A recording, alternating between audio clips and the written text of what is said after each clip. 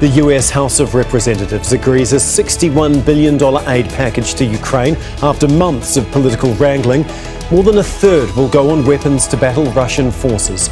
Will this help end the war, or will it just prolong the fighting and bloodshed? This is Inside Story.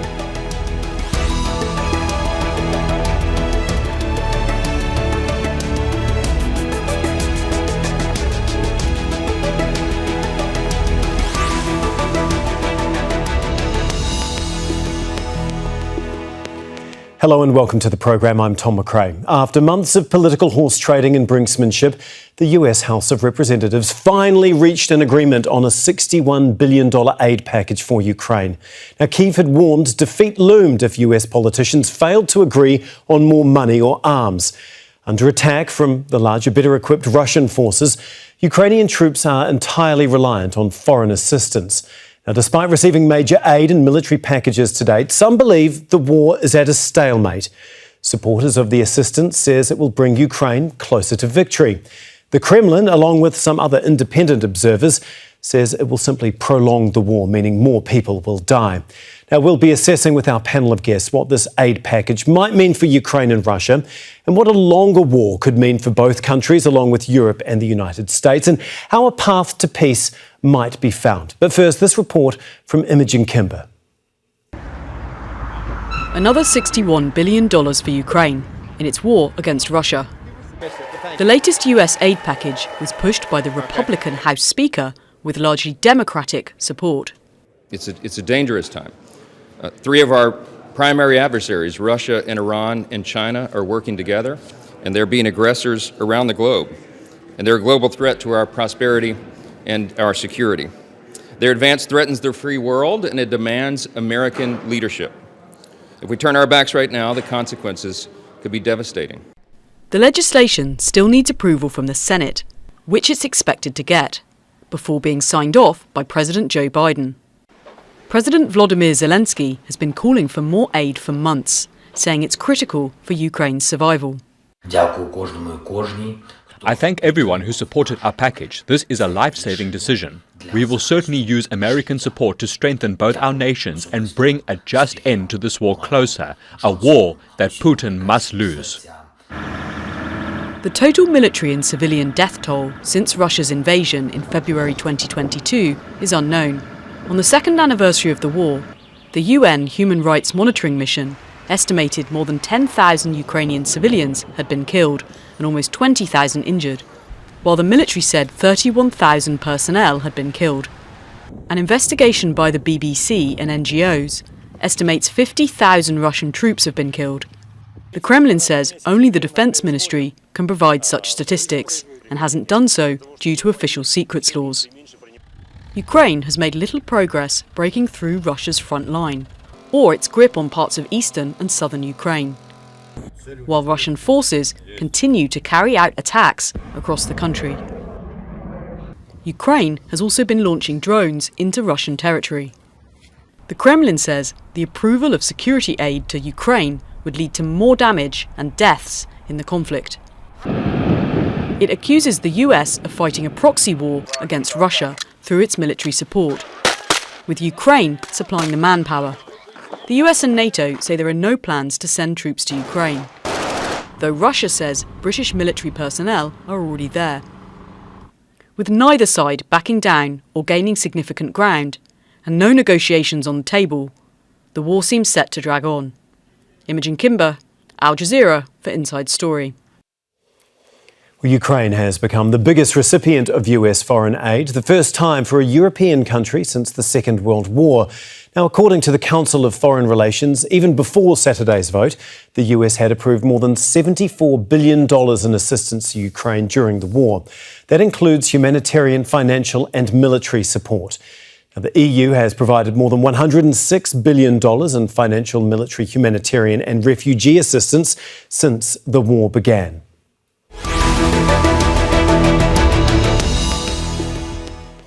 Okay, let's bring in our panel now. In New York, Chris Hedges is a former Middle East bureau chief of the New York Times and a Pulitzer Prize-winning journalist. In Washington, D.C., Anatol Lieven is the director of the Eurasia program at the Quincy Institute for Responsible Statecraft, a US think tank. And in Bath, in the UK, Patrick Bury is a defence and security analyst, as well as a former British Army officer who's also worked alongside NATO. Thank you very much for being with us here on Inside Story. Patrick, if I can begin with you, and before we get to the longer-term implications of this aid package, Ukraine has waited months and months for this to be signed off. How desperately needed is it, and what impact is it actually going to have on the war? Hi, Tom. It's critical, and I think the mood music in the States reflected that this bill was going to get through because of the nature of the threat that Ukraine is facing. Essentially, it's quite a defensive. The way it looks is going to be quite a defensive package, and the number one priority at the moment is air defense. And Ukraine has obviously had some Patriot and Astra systems from the US and Europe, but it needs more. It has somewhere in the region of 3 to 5, and it's asked for another 7 more. The good news is it can get that quite quickly. I'd say most of the nations that provide these systems can move them fairly quickly. The US will have stockpiles of certain kit in Europe already, and I'd say that is the number one priority. The second thing then is large caliber artillery shells. They need them quickly too. Might take a little bit longer. There's numerous different efforts going in Europe and obviously the US to get those to them. I don't think at the moment that will be quite enough, but at least it gets the ball rolling. Chris, Volodymyr Zelenskyy has said in response to this that Ukraine will now have a chance for victory. Is $61 billion enough, though, for Ukraine to actually finish this war? Or is it simply going to prolong this current stalemate that we've seen over recent months? No, it will prolong it. I think since Ukraine's failed counteroffensive in 2023, they, by their own admission, or they call it active defense, the Russians have made territorial gains. But there was always an understanding from the inception of this war that Ukraine could not win a war of attrition. It's now, I think the average age of its troops is something like 43. It's having very extreme difficulties recruiting. I think the fear and the reason that this was pushed through is the possibility of Ukrainian collapse. But the intent of Washington was never to essentially allow the Ukrainian forces to defeat the Russians, but it was to create a proxy war whereby the Russian military would be degraded, Vladimir Putin would be isolated, and then the third aspect of that was to degrade and cripple the Russian economy. That did not happen, apparently. But that's what proxy wars are about. I covered the Kurds in northern Iraq. The U.S. never wanted a Kurdish state. They just wanted to harass the Iraqi regime. And so they are prolonging a proxy war that will end in negotiations, sadly, negotiations that could have been done before this war began. Yeah, we'll get on to the negotiations and when they may begin and how they would play out in just a moment. But Anatol, we also heard from Zelenskyy saying that this US aid package sends a strong signal that Ukraine will not be a second Afghanistan, that the United States will stay with Ukraine, and that it also sends a powerful message to Putin and the Kremlin. Do you agree with those statements? And do you agree with Chris as well that this package is just going to prolong this proxy war that the US is fighting with Russia? Well, this package will help Ukraine to stand on the defensive. There's no question of that. And as Mr. Bury has said, this is basically a defensive package. But it will not help Ukraine, or will help, but it won't ensure that Ukraine can break through the Russian lines and win in its turn, which of course it failed completely to do last year. And those lines are being strengthened all the time. Now, Zelenskyy continues to define peace in terms of total Ukrainian victory. The Ukrainian peace package says that Russia must withdraw from all the territory it's occupied, including Crimea, and war crimes, trials and reparations. That requires complete Ukrainian victory, which we're not going to get. Secondly, of course, US support for Ukraine is now ensured by this package for this year. But we have elections in America in November. And of course, if Trump is elected, what happens next year is completely unsure. So in the longer term, given the huge imbalance of population and resources between Russia and Ukraine, yes, I mean, it will be a war of attrition, and the odds are still on Russia's side. Patrick, just picking up from that point and what you said earlier about this being a defensive package, I mean, Biden has warned numerous times that without massive US military aid and support, the Ukrainian resistance would pretty much completely collapse. What happens if the money doesn't keep flowing, especially after the election, the US election at the end of this year?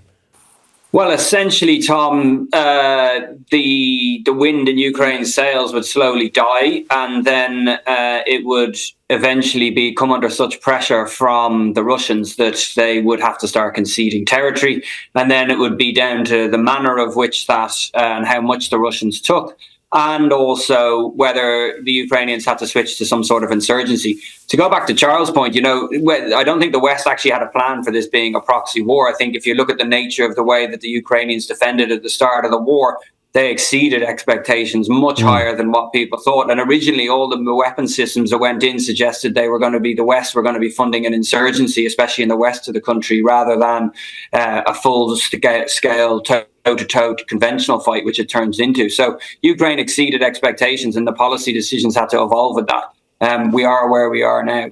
I don't think the Ukrainians would have also accepted a negotiated settlement before the war. There's some obviously major differences about whether they want to accept anything now. So, but we are where we are. I think the point is, even the defensive form of warfare is in the ascendancy. It's even hard for the Russians, even though they're getting into a groove and making some advances. It's harder for them to mass in secret and then break through, like we've seen in previous wars. And because that, the advantage is with Ukraine generally, as long as they can keep their sensors and intelligence picture going.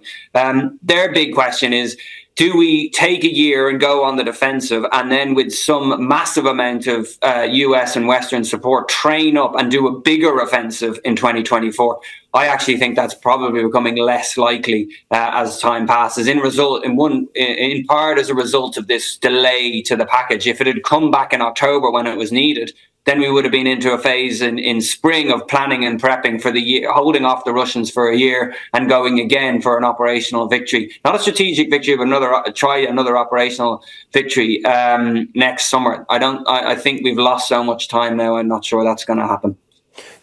Chris, it seems like we're already talking about next summer, let alone the one in the coming months. What do you make of where this is going to go? Do you think it is just going to continue, I guess, rolling along month after month with very little movement in terms of territory gains or losses on either side? Well, I just want to address that issue of momentum, because that is true, that at the inception of the conflict, and this was a lot of this was due to failure within the Russian military on their intelligence, their tactics. They didn't have the logistics. They didn't have the troop numbers. And the Ukrainians, especially in that initial rush of enthusiasm and the flood of Western weapons, were able to make military gains. But all of that has been neutralized. The tactics, especially the strong defensive tactics, have changed. The Russian forces have more than doubled in size. And then, of course, the Ukrainians, as I mentioned before, are having great difficulty mobilizing and increasingly older troops that are not particularly well trained or motivated. The Russians have got more effective tactics in terms of defending attacks, and they've increased their capacity to jam the electronic systems which these NATO weapons use. So the war has changed dramatically from that initial inception. I'm not sure I would use the word stalemate, because it is a war of attrition. Stalemate is essentially something that doesn't change. A war of attrition on the ground, it may not change in terms of the actual territorial occupation. But that steady attrition on the Ukraine just can't afford it. And at that point, at a certain point, you go back to World War I or something, you see those forces that are being chipped away essentially collapse. And I think that's a real possibility in Ukraine, eventually. Anatol, I can see you nodding along there. What do you make of that? And I guess that's how you see it too. Yes, I think Chris is exactly right. And of course, absolutely critical here is the issue of troops, of numbers of troops. Because even if we go on giving Ukraine massive amounts of weapons, we cannot generate the troops to use those weapons. And Ukraine is more and more outnumbered.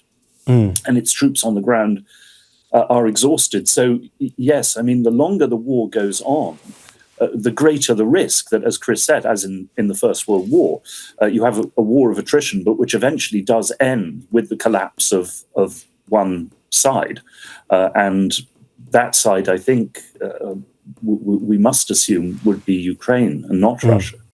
I believe that roughly 30,000 Ukrainian soldiers have been killed so far in 2 years of war. Anatol, I know that you have been to Ukraine since the war began. Can you just give us a little bit of a view of what the people, the population make of this war of attrition, as we're calling it here today? I mean, we often hear from the government's point of view, obviously, but we really, very rarely hear from the people inside Ukraine. Are they at a turning point here where they want to see an end to the war at this point? Well, I mean, as one would expect, I mean, there are great divisions of opinion under the surface in the Ukrainian population. By the way, I mean, the estimate of the statement by Zelenskyy of 31,000 Ukrainian dead is taken by most military experts to be a huge understatement. Probably the 50,000 BBC figure for Russian dead is also a great understatement. But one has seen, I mean, already when I was there last year, everybody I talked to wanted the Ukrainian offensive to succeed. But a large minority said that if it didn't, then rather than, fighting on and losing more and more dead with no realistic hope of victory, that Ukraine would have to negotiate and concede at least a considerable amount of the territory that it has already lost. Now, a majority then said, no, Ukraine must never surrender territory. But it was also striking that the people who said that in the end we will have to compromise, it was a large minority, as I say, but not one of them was willing to say it on the record. So one has to be wary of, including of opinion polls, which say that Ukrainian people are united in opposing any kind of compromise peace. And more recent opinion polls have suggested that there has been a strong shift towards belief that there must be a compromise peace, not yet a majority, but an even larger minority. Now, of course, one must say that does not mean that these people support Ukraine simply surrendering to Russia and Ukraine becoming, a Russian client state. There is overwhelming opposition to that.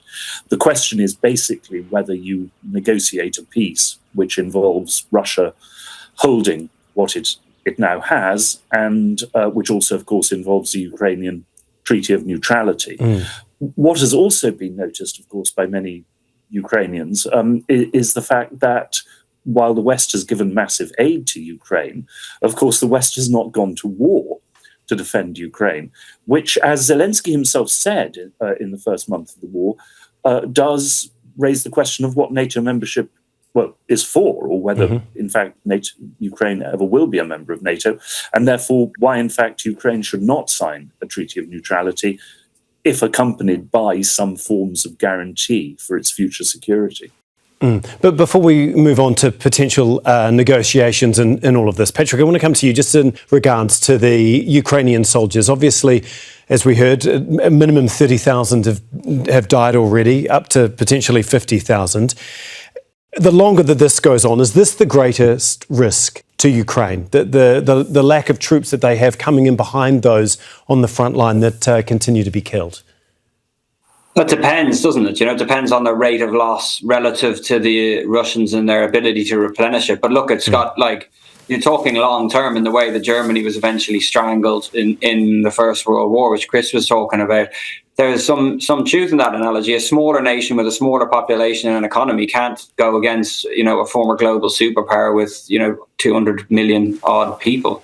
It just doesn't happen. And a lot of people have left Ukraine too. So that's the longer term picture. And I agree. But, and there's worrying indicators. Russia's adding or at least adding to its forces 30,000 people a month. The Ukrainians stalled over their mobilization over the winter, basically, and only just getting around to it now. That should have happened much faster, But I do think that we're going to talk about negotiations. That's ultimately, and I think Anatol is talking about that, it's down to the Ukrainians to decide when enough is enough, if enough is enough, and that's for them to decide. All we've done really is give them the stuff, and some of it's too late to keep fighting. So, we've also gone over. I can see Anatol, shaking his head. We've gone over and told them to keep fighting at times. We'd give them support, and we'd stand by them. And I suppose some of the Ukrainians are coming out now saying, well, we thought there'd be more. But on the NATO point, Ukraine isn't in NATO. It wasn't even a core ally like Israel is. No. And I think that's probably not being made clear enough to them in the past, potentially. Yeah. Anatol, I'm going to come to you shortly if now is the time to negotiate. But Chris, I want to bring you back in here, because do you think that this really is, after $61 billion of aid is soon to be heading towards Ukraine, is this the time to negotiate? And if not, when? Well, I think the longer Ukraine delays negotiations, the weaker its position becomes. And there is going to have to be an exchange of land for peace. I think that's inevitable in eastern Ukraine, which Russia regards as Russian historically and culturally, with some justification. So I don't think time is on the side of the Ukrainians. Anatol, I want to bring you back in here. Obviously, we saw you shaking your head before in regards to this.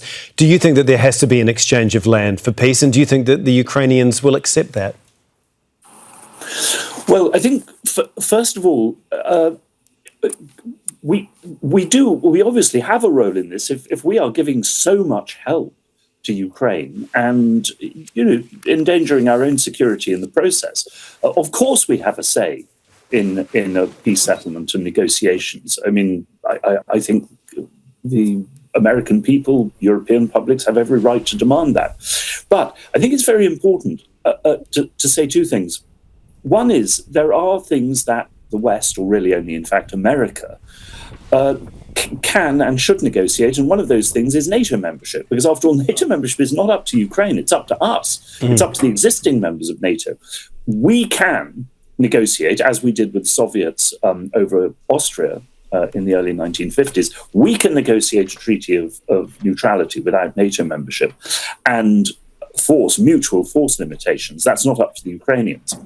Now, when it comes to saying that only the Ukrainians can negotiate peace, I think the problem is also that if you look at the political situation in Kiev, if you look at the pressures on President Zelenskyy, they can't actually do that. It's not politically possible for them to initiate negotiations. We will have to do that. The final point is on territorial concessions. Look, the territories in the east at the moment are lost. If Ukraine cannot reconquer them on the battlefield, it won't get them back at the negotiating table.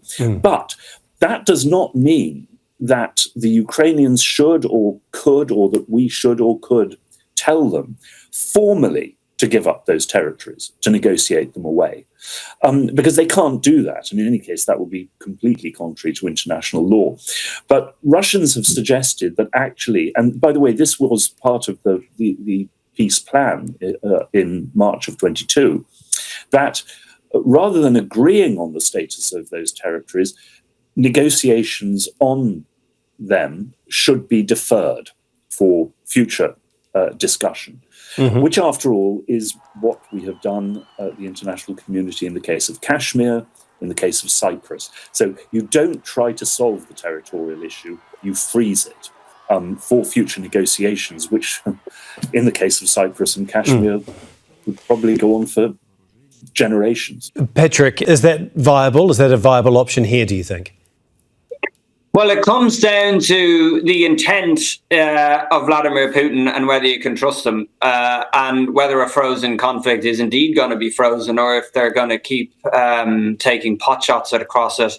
Because I would, if I was him, to stop them getting anywhere near NATO, wouldn't you? So as